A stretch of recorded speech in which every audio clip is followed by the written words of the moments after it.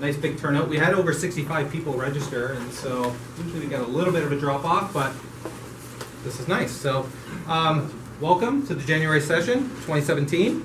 Just a few announcements before we get started, and then Michael will bring you into the world of SQL Server Concurrency. Again, thank you so much to all of our sponsors. There are sponsors for the year. They give us swag or money or both. Infragistics, JetBrains, DevExpress, Ozcode, Reflex Software, Telerik, Stackify, RevDebug, CodeSmith Tools, Nevron, No Starch Press, ASPOS, Pluralsight, thanks to Adam Butler. Is Adam Butler here? Ah, yes. Nice. So Adam was able to secure us 2 annual subscriptions, which are worth a hefty price. And we're going to give one of those away today, as well as Code Magazine. So, as well as extra special thanks to tonight's financial sponsor, Alvernet. Alvernet is owned by Arlen, and Arlen stepped up at the last second to actually pay for all the pizza in the pot tonight. So, give Arlen thank you, Arlen. As you can probably tell, we do need sponsors. So if your company is willing to sponsor a meetup, please come talk to me or talk to Lori. We would be more than happy to discuss how you guys can actually get involved and sponsor a meetup. It's not that much actually to feed all of you guys and bring in the food and pay for the room. So it's a pretty good investment. And if you do want to sponsor, you can actually come up. Arlen's declined to sponsor or to get up and speak, but we'll give you a little booth in the back, and you can get up and say a few words about your company. As well, rate your meetup. Microsoft looks at this to see how the meetups are going. So at the end of this, please start the meetup, leave a comment, tell us what you liked and what you didn't like. It really helps us and kind of gives us an idea of what to bring in the future. Michael's presentation was a suggestion at the end of year survey from last year. Somebody recommended that they wanted more SQL stuff. So I've known Michael for a bit and asked him to come in and talk SQL. As well, we do have a job postings page, so if you are looking for a job, you can look on the site, and we can, you can find out there. Or if you actually have a job you want to post, you can post it on there. Something we've started this year is people looking for work or looking for workers. Is there anybody looking for work here? Nice. Okay. Do you guys want to say what kind of work you're looking for? Co-op. Co-op positions? All of you? No, software developer. Software developer? Front end, back end? Probably more front end, but I can do back end as well. Okay. Any special languages or anything like that? I'm great at C#, like specializing in that, and then I also am knowledgeable in JavaScript, HTML, Ruby, all the websites, SQL, like MySQL, and I also can do C++ and C. Cool. All right. So is there anybody looking for workers? Anybody whose companies? No? Okay. Well, we kind of do this every now and again. So if you hear of anything or if you know your company is hiring, please come next time and let us know what kind of posts you're having. As well, Lori asked me to make a public announcement about this Open Sky incubator / co-working space. It's just around the corner actually on Ardelt. And Open Sky, she's had meetings with Open Sky and kind of been to their area there, and they actually host a free co-working space every Wednesday, so you can go and hang out there and get free Wi-Fi and kind of meet people. They actually have mentors and stuff like that. So there's their website and there's their Twitter feed. It's all presented by the Healthy Connection. So I think that has something to do with Open Sky. I don't know if it's a sister company or something, but they're sponsoring that free that free Healthy Connection or the free co-working space. So Lori wanted me to tell you about that. Oops. A few upcoming events. Lori will be hosting a Xamarin iOS Fundamentals talk on February 1st. This is one that's been kind of moving around a little bit. It's been rescheduled to February 1st. There's 15 people going already. It's at the Kitchener Central Library. As well, our next talk has already been announced. It's with Sharon Bennett, who is an Azure MVP. Sharon actually used to work for Microsoft. She left Microsoft to join Lynda as a trainer. Lynda got bought by LinkedIn, so then she started working for LinkedIn, and then LinkedIn got bought by Microsoft, so now she's back with Microsoft. So she's got a pretty interesting story. So she's going to talk about Azure Dev Test Labs and kind of that stuff. So she's a really great speaker, and we encourage you to come out to that. Just note the venue change. That one's going to be at the Central Library downtown. This place was booked, so that's going to be downtown at the Central Library. Again, in London, there's going to be a bunch of talks. I just learned that Arlen's going to be speaking there, and so is Keith. Where's Keith? Keith is going to be speaking there, and that's Tuesday, January 31st. What's your talk on, Keith? Oh, sorry, you got your mouth full. Arlen, what's your talk on? Data analytics and data management using Azure and PowerShell. Okay, sounds cool. And what's your talk on, Keith? Machine learning. Machine learning, wow, pretty cool. All right, so definitely check those out, January 31st. I put this in even though it's not planned yet, it's just got finalized. Both Arlen and I are going to be speaking February 23rd, and you're doing the Azure PowerShell talk, is that correct? Data analytics and Azure PowerShell? And I'm going to be talking about Document DB, and that's at Mississauga.net user group. So, and that's going to be Thursday, February 23rd, right? So the meetup, it's on the meetup schedule there. And finally, HackerNest. HackerNest is having their next social February 13th, the day before Valentine's Day. Already 87 people are going. I was actually quite surprised that they already have 3,044 people in their group. So that's a pretty good ratio of people going that have already been signed up. So check them out if you're interested. I know Lori goes to that quite often. So without further ado, this guy, Michael.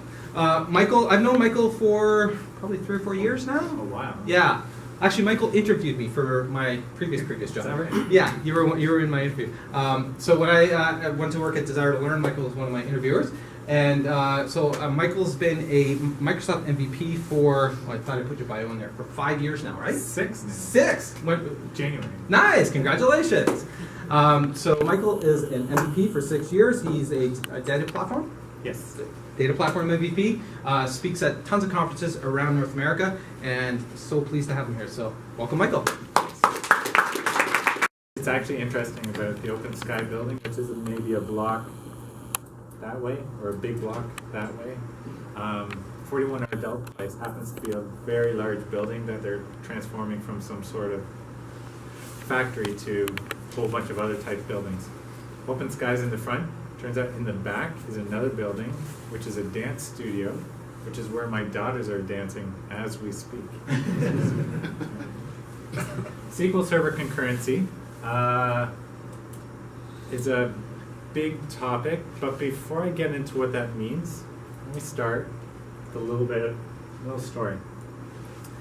2015 at D2L, D2L is where I work. It does educational software. So our activity and our business cycles match the academic year very closely. 2015 was a rough year because we had a busy semester start, end of August, beginning of September. We had some load that we didn't properly anticipate. This is our business year after year. This is a good chart for a business. These are a number of logins, and so we're doing really good. But we had more clients than we ever used to have. Those clients, on average, had more students enrolled than they used to have. And on average, each student used our system more than before. Like I said, this is a very good problem to have.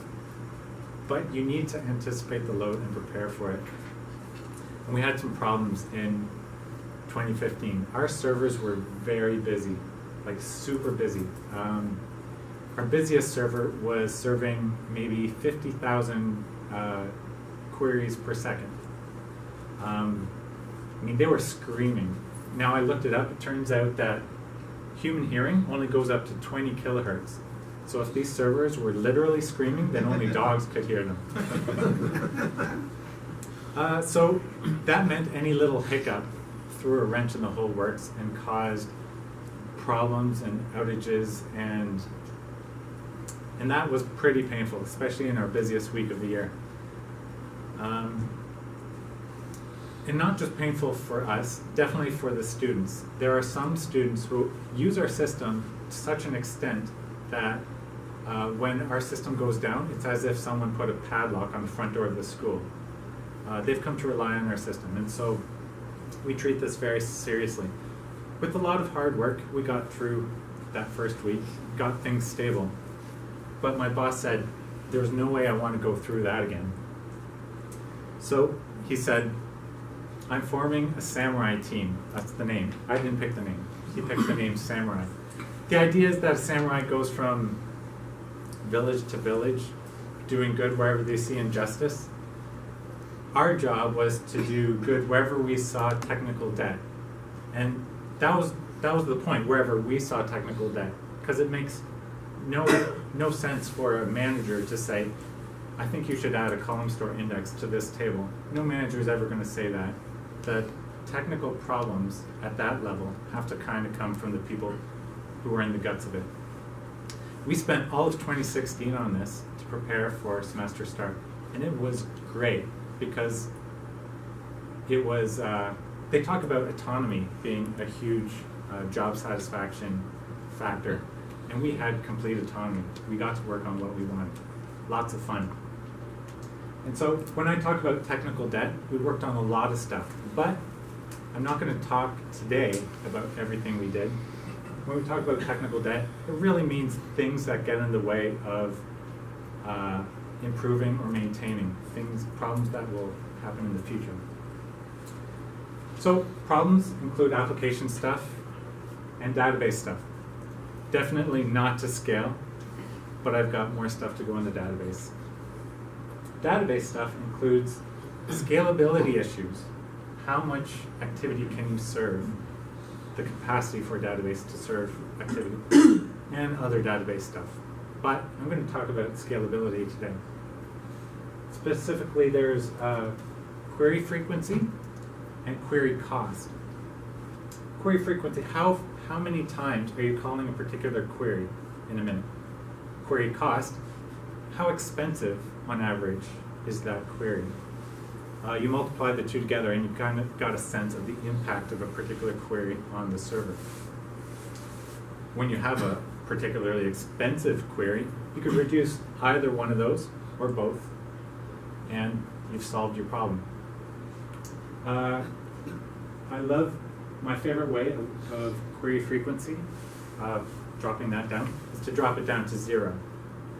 What I mean by that is avoid the query altogether. Recognize that you don't actually need all the data that you're asking for. Or caching data that changes very infrequently. Cache it in an application's memory. You don't have to go back to the database for that.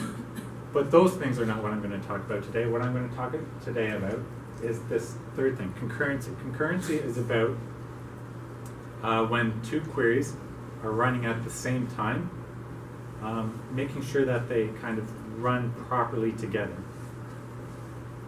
And so we get into, in a perfect world, all the applications talk to one database server, and none of the applications know that there's anybody else using the server at the same time. That kind of introduces the concept of isolation. All right? But concurrency is what I'm going to talk about today, specifically with SQL Server.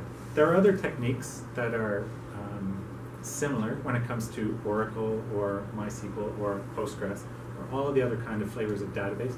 But today I'm going to talk about specifically SQL Server, Microsoft's database. It's the one that I know best.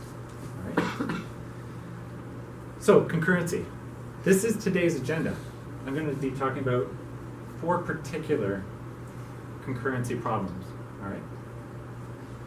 And the way I'm going to be doing that is by showing you demos, explaining the problem, how it hurts, like what pains, what errors, what delays you might experience, how to dig into each of these pain points. And I'm going to be doing that using demos. The demo is a program I wrote doing this in a while loop. It just kind of mimics a learning management system, a mini LMS, if you will. It connects to a database, also on this laptop, all right? A database I developed. It's going to do that over and over as fast as it can. Now this is one application and one thread. So the thread, if we only ran this program, will be the only thing using the database. So what I've done, this program uses 500 threads, all executing this thing. With that setup, we can explore what it means to have concurrency issues and that sort of thing. With me? Awesome. All right. The first problem is excessive blocking. Blocking is actually normal. Blocking is, SQL Server uses locks to coordinate access to resources. Blocking is when one procedure or one transaction is waiting to grab resources that another transaction has a lock on. That waiting is called blocking. Now, blocking is normal. Without blocking, we'd have chaos. We'd have two people trying to update one value at the same time. So blocking is normal and needed and necessary in order to kind of have a well-functioning database system. It's a problem when it's excessive blocking. What makes blocking excessive? It's when blocking occurs for an amount of time that a human gets impatient for. So SQL Server is a very patient database server. It's a very efficient program. SQL Server will be just as happy running something for 100 milliseconds versus 100 seconds. It's only when humans get impatient that we call it excessive. Now here's the way it hurts. Here's the way that excessive blocking can throw a wrench into your whole setup, your whole system. When you have excessive blocking and someone's waiting, that person who's that query that's trying to execute is actually put on hold and it's waiting. Now, while they're waiting, they could have, in the meantime, grabbed some locks that they're still holding while they're waiting. Now, those locks can cause other processes to wait in a big kind of traffic jam. Right? This traffic jam, if severe enough, can make it look like your whole database is unresponsive. And an unresponsive database is pretty much, that database might not even be there. So, how will you hear about this? Well, if you have a help desk, their phones will ring, and it is not fun. If you have, anyway, imagine the database just disappeared for a while. That's what the pain looks like. All right, this is typically what a blocking chain looks like, right? It's that traffic jam I talked to you about. One lead blocker can cause everyone else to wait. And if it blocks for a long enough time, it hurts. In practice, though, these blocking chains typically look like this. The lead blocker has a lock on something that's not very important. And this second guy wants that lock, happens to have another lock on something else. He's holding a lock on something else that's not very important. Now this guy grabbed a lock on something very important and is waiting for the second guy, which causes the rest of the people to wait. Big traffic jam. Very, very painful. And the technique is to find and fix that lead blocker. There's a command called kill, just like killing a process. If necessary, it's possible to find and kill that lead blocker, but that's kind of a last resort kind of thing. All right, so there's two kinds of blocking, two kinds of ways to tackle blocking. One is about blocking that's happening now. The phone lines on the help desks are ringing off the hook. The other way to tackle blocking is when things are stable and you want to do something more proactive, you want to tackle blocking later. You want to avoid this whole traffic jam in the first place. You don't want to solve a traffic jam, you want to avoid them in the first place. So we use different techniques for both of those. For the blocking happening now, I'm going to show you how to do this. We execute a procedure called SP Who is Active. It's a free third-party tool written by Adam Mechanic. You can download and install it using Who is Active. It is the de facto standard. It's the industry standard for the first step thing you use whenever something goes wrong. All it does is tell you, this is what's going on in your database right now. So it's a great starting point. Look for LCK weights. This tells you there's blocking. And then look for the lead blocker. Now I told you about a different kind of blocking. Blocking in the future. The key to this is to be more impatient than your user. If your users, or if your application times out, say after 30 seconds, then what you want to do is look for any blocking that lasts longer than 10 seconds. When you do that, and you tackle the queries involved by tuning them or what have you, then you're prepared for the future. And this method involves configuring something called a block process report. You don't have to install anything. It's available with Microsoft SQL Server. But you do have to configure it, collect the reports to be analyzed later. And I don't do this every day. Because this is a proactive thing, you don't want to spend your whole life doing it. What I usually do is I run it for a single day, once a month, or once every 3 months. This helps me stay ahead of this kind of blocking. Like I said, in both situations you want to find the lead blocker and fix it. To find the lead blocker using SP Who's Active is very natural. I'll show you that. It's less natural using block process reports, because this is the way the block process report works. It looks for people waiting longer than 10 seconds. And for every process that has been waiting for longer than 10 seconds, it generates a block process report. This is a problem, because when we have a blocking chain like this, one red arrow equals one block process report. And remember, like I said, we don't care about these ones, because they don't tell us about the lead blocker. We care about finding the lead blocker and doing something about that. Just like imagine the traffic jam, you want to find the accident in the front. You don't care about the people who are waiting 1 kilometer back. So, I'll show you what this looks like in real life. So, I get a phone call. Support is going crazy because a particular server is down and no one knows what's going on. So, let me start the workload.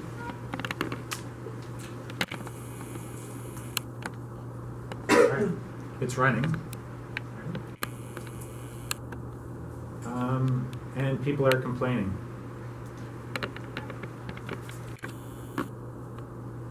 Okay, who is active? This is what the output looks like. It shows one row for every process. Let's see.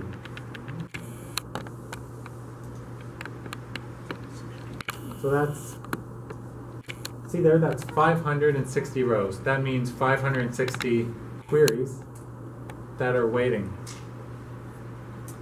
in progress. SP Who is Active will show you a whole bunch of interesting output. Specifically the session ID, which is just the process number. Every query is given a number on its connection. The SQL text, what you're waiting on. And look at this one. This one's called blocking session ID. If you are blocked, it will tell you the session ID of the query that's blocking you. So let's drag this query over closer to the session ID.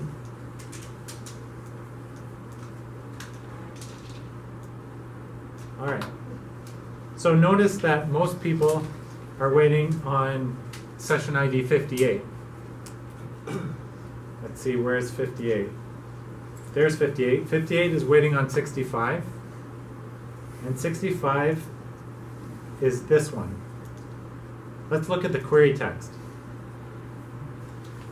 Someone began a transaction, altered a table, and committed something, or did they?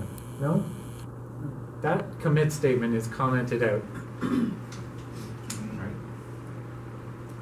Right. So it's on session ID 65.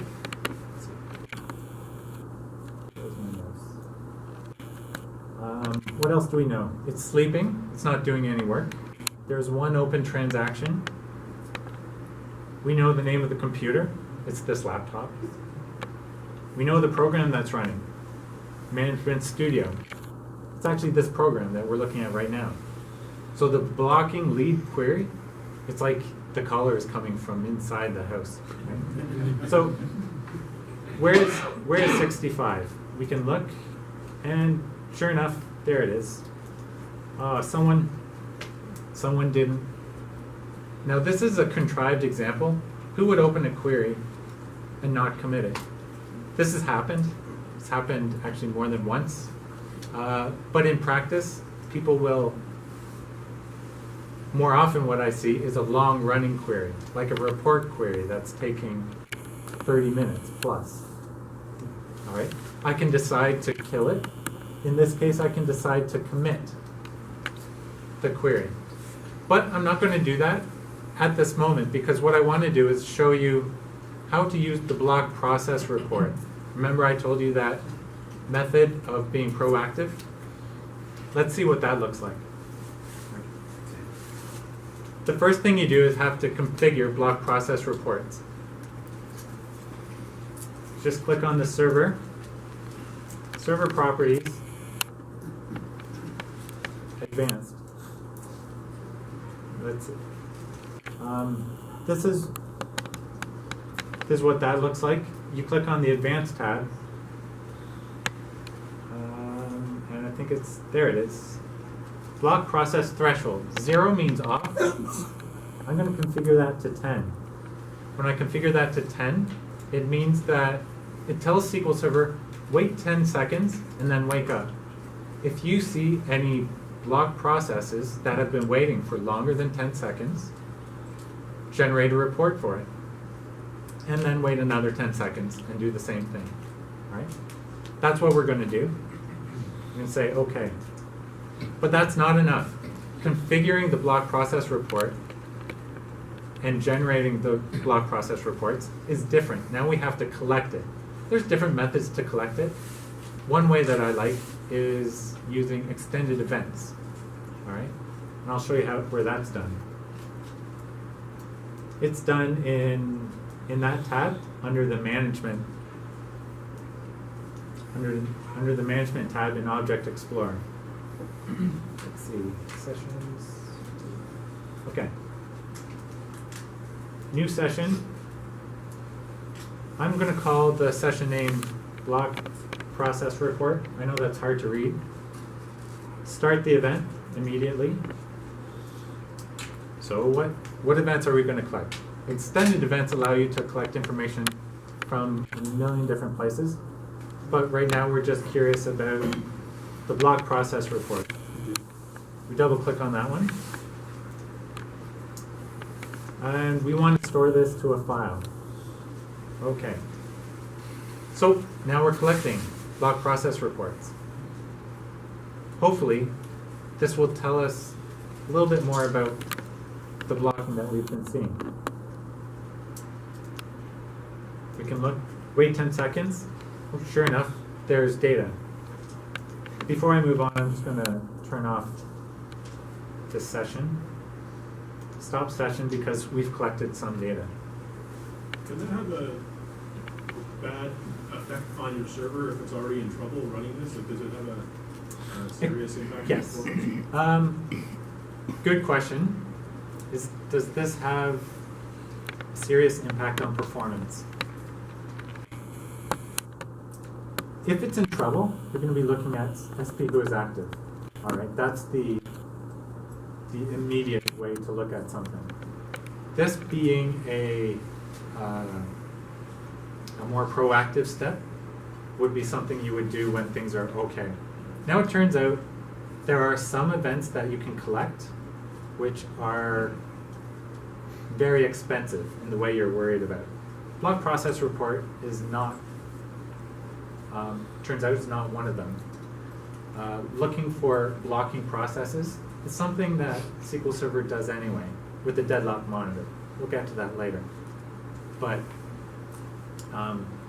this, I would say, is safe for whatever environment. It's not going to bring a well-functioning server to a non-functioning server. It's not going to do that. Right? But we have a whole bunch of block process reports here. Right now, this information is not very useful. It's got basically just a date. What you have to do is click on just one of them. One of these equals that red arrow I was talking about. All right? Still not very useful, right? I can't do anything with this. What I want to do is click on the block process report. This is XML. It gives you a whole bunch of information about the blocking. When I look at this, I feel overwhelmed until I realize that I don't need to look at almost all of this data. What I'm curious about is the structure. Let's zoom out a bit, so you definitely can't read it now. But I want you to notice two parts. The part at the top is the blocked process. Part at the bottom is the blocking process. When I look at the bottom, I can zoom in, we see that its status is suspended. It's waiting itself. This tells me that the random block process that I clicked is one of the red arrows that's not pointing to the lead blocker. It's going to be very, very difficult to use this, the block process report to find the lead blocker. So what I do is I use block process report viewer. It's another third-party tool. You can download and install. It's safe, and once you've installed it, you just look at the report viewer. It gives you the same information. Click F5. But now it's the same date in the block process report, but now it's organized into the blocking tree. The blocking tree has process IDs, which are indented. The indentation tells you who they're waiting on. So imagine a tree in a file structure. 37 is waiting on 65. 58 is also waiting on 65. 61 is waiting on 37. This tells us that the lead blocker is 65. And when we click on one of those, let's click on 58, it gives us the same information as SP who is active. This is good. It tells us the process is sleeping, that there's one open transaction count. It tells us the text of the query that's running. This is good from a proactive point of view, because when I set off, collect my block process reports, run this thing, I look for lead blockers, and I get to tackle them. Whether that means tuning, or avoiding, or saying this is a one-off. This lets me be proactive, right? So what we're going to do now is actually fix it. In this case, fixing it means, let's see, committing the thing. When I commit the thing, all right, we've become unblocked. Unfortunately, we're getting some errors. All right, let's stop this for a while. Getting a whole bunch of errors, including primary key constraint. If you remember the agenda, that's the next topic. All right. Any questions on the blocking? The logs are put by the database, or you as a programmer have access to them? Logs are entirely handled by the database automatically. And there are some hints that you can give to say, lock this differently.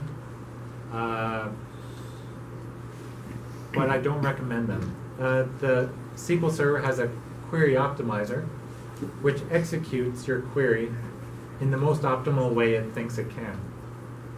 And when you give hints to the database, you're telling the database, I think I know better than you. I've fallen into this trap before. I've given hints. It turns out some of the times I don't know better than the query optimizer.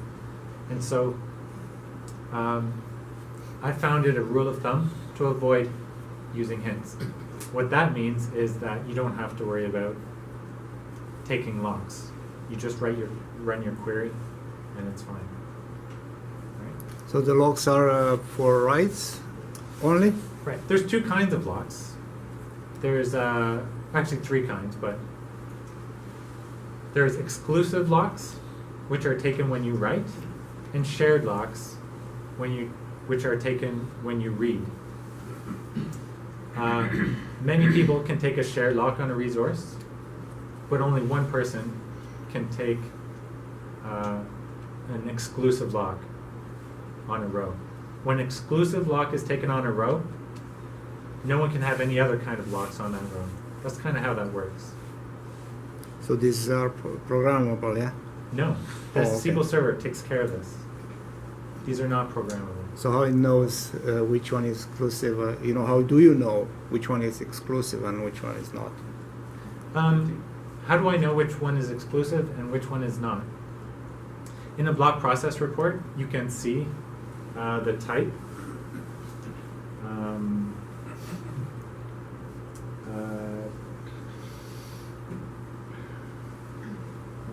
Wait resource, wait time.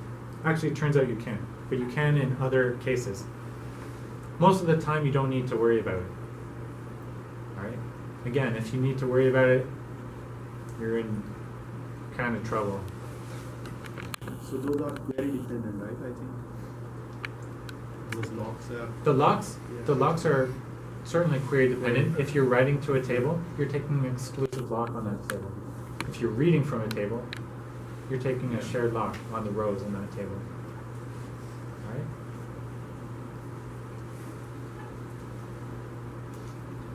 All right. Primary key violation.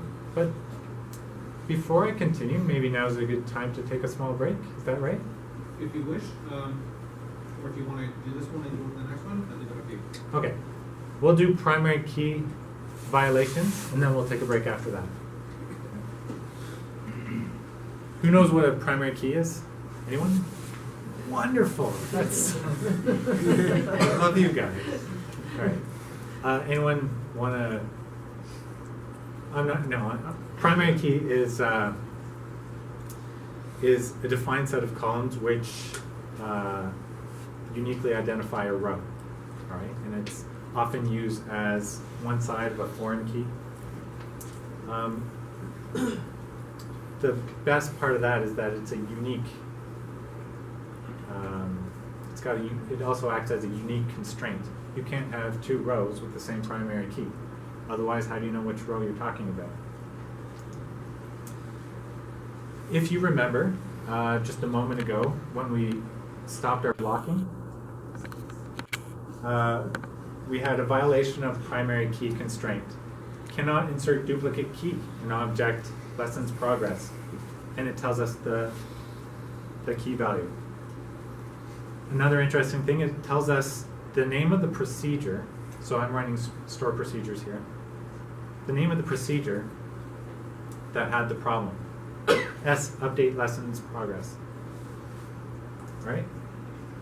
So let's look at the definition. The definition includes a number of statements, but here's the important one. Merge lessons progress. The merge statement is kind of new. It's kind of complicated, and you almost never need it. It looks for a particular row using lesson IDs. If it finds that row, it doesn't want to add a new one. It doesn't want to mess with anything, but it wants to update it. If it doesn't find that row, we're going to insert that row. That's a typical insert update pattern, right?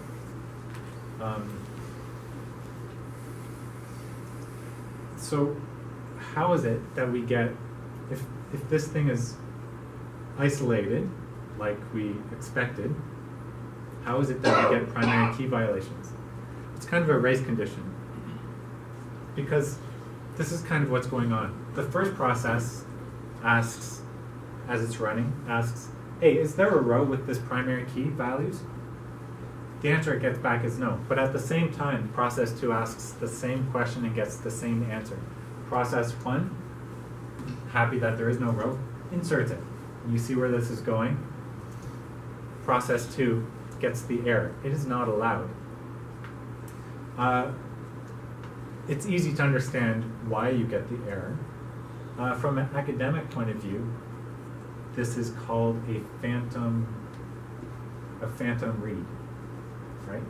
So to understand that, say we rewind a bit. What if process 2, running the same query, same transaction, asked again, hey, is there a row with this key value? It would now get the answer yes. It asked a question with a range of rows beforehand, and when it asked the question again, a new row showed up. When a new row shows up in the same range of rows that you asked about in the same transaction, that's a failure of isolation. And the specific kind of failure of isolation that this is called is a phantom read. You didn't need to know that. What you need to know is what to do about it. So read committed, which is the default isolation level, is not perfectly isolated. The perfectly isolated is serializable. But by default, SQL Server doesn't operate in that mode. It operates in read committed. So just here's a quick kind of animation to show you how SQL Server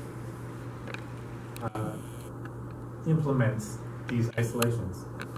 That second column is read committed, this guy.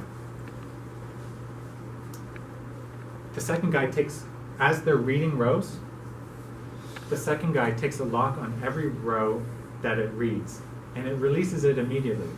All it needs to do is take the row to make sure that no one else is writing it yet, and it releases it immediately.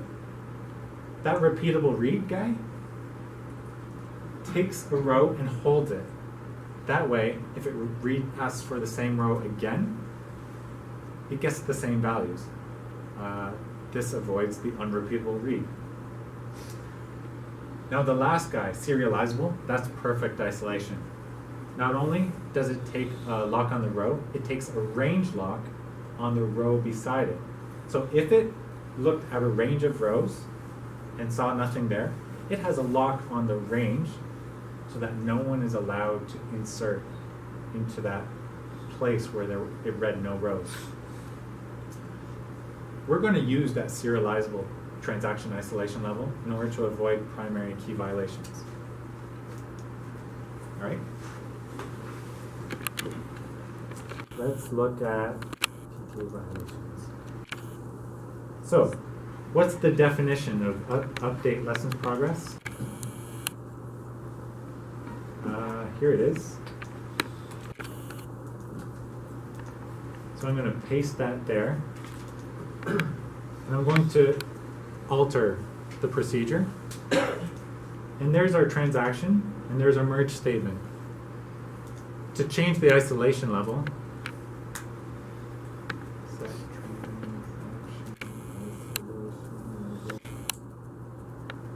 serializable.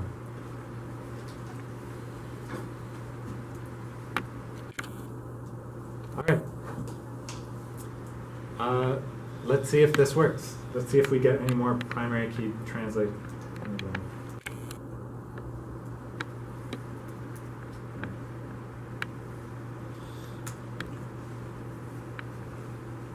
Excellent. No primary key violations. Oh, but we get a different kind of error. This is a deadlock error, which, if you were paying attention to the agenda, is our next topic. So I'll leave it there. That was just changing the isolation level was enough to avoid this primary key thing. Now it turns out changing the isolation level to serializable is pretty heavy-handed.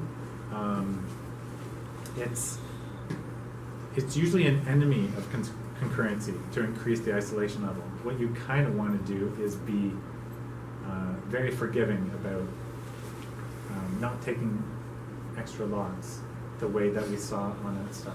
When you take, now I wouldn't advocate going the whole way, going to no log, because that is truly chaos. I would only advocate going to no log if you really didn't care about the results. That sounds funny, but